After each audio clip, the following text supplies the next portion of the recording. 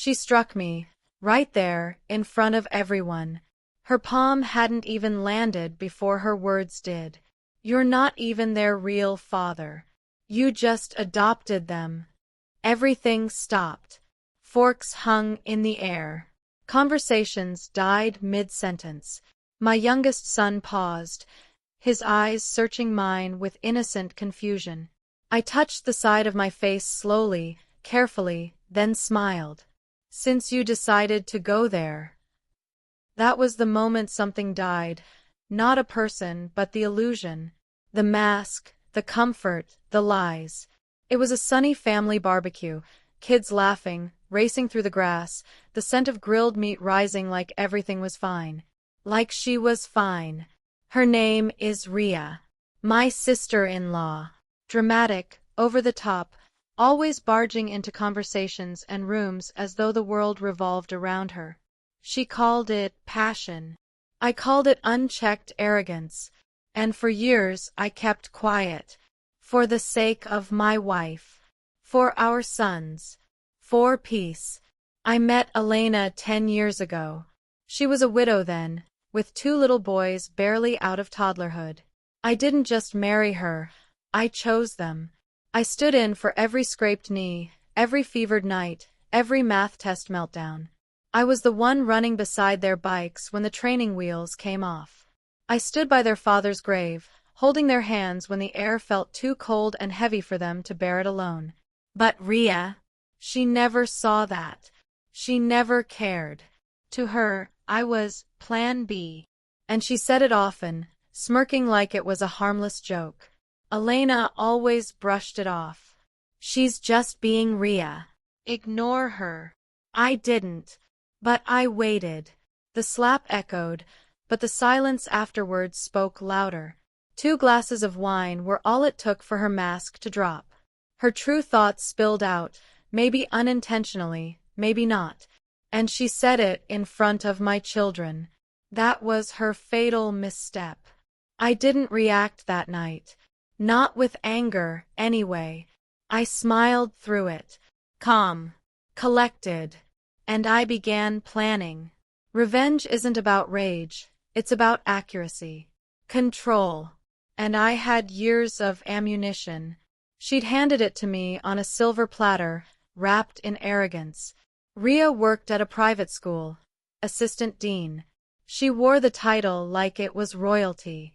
She bragged often about manipulating admissions, swaying decisions, making things happen behind closed doors. She liked to impress dinner guests with how connected she was. How she pulled strings for generous parents. Quiet deals. Special treatment. Her voice always too smug. Too careless. So I started gathering. Old emails, printed from the family computer. Voice recordings from drunken family dinners. A text message where she gloated about getting a donor's child into the school just because his dad sold yachts. Another where she hinted at late-night relaxation sessions with a married board member. I compiled everything. Then I made my move. I scheduled a meeting with the school board's head, under an alias. I presented it all. In chronological order. Neatly packaged. Irrefutable. Names. Screenshots. Dates. Motives. Context. And I waited. 3 weeks later, she was placed on leave. Pending investigation. A week after that, her name trended locally. Whispers turned to headlines. Leaked texts, compromising photos, bored emails, it all surfaced. Her Instagram vanished overnight. Her wine glass stayed full. But that wasn't the finish line. I wanted the final blow to be face-to-face. So I hosted another dinner. Just close family this time. At our house.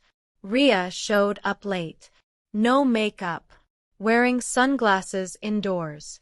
She avoided the kids, kept to the corner like she didn't belong anymore. Because she didn't. Once dessert was served, I spoke. I've been thinking about what you said. About not being their real dad. Her posture tightened. Elena looked between us, unsure of where I was going.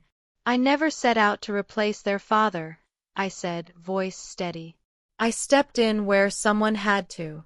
Every broken bone, every night they were too scared to sleep alone, I was there. You weren't. She tried to interrupt. I raised my hand. And since you brought it up, I pulled a small folder from the side drawer, a few sheets thick. I set it on the table. These are copies, emails, texts, voice clips, everything. I turned over to the board. The room fell into a pit of silence. Ria's jaw dropped. Her hand trembled slightly as she stared at the stack. You should have stopped with the slap, Ria. But you didn't. Now you're suspended, under formal investigation. And the families you manipulated? They're suing the school. Elena whispered, stunned. You did this? I didn't look at her. No. She did this. I just made sure someone listened. Ria stood up shakily, tried to speak, failed. Her voice cracked. Then she left. Quiet. No dramatic exit. No goodbye. The kids barely noticed.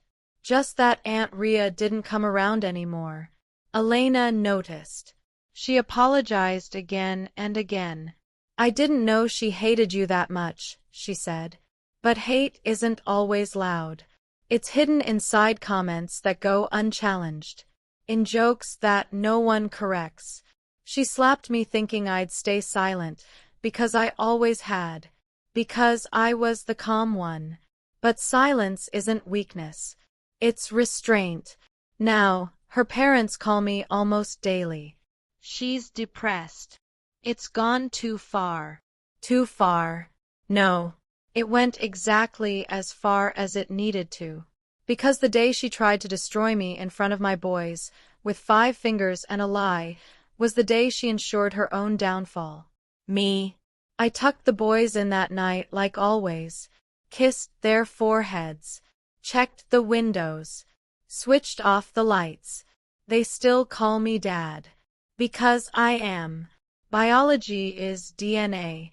But fatherhood, that's earned. And Ria will be reminded of that every time she passes a playground and realizes it's a world she no longer belongs to. I didn't yell. I simply changed the rules. And I won.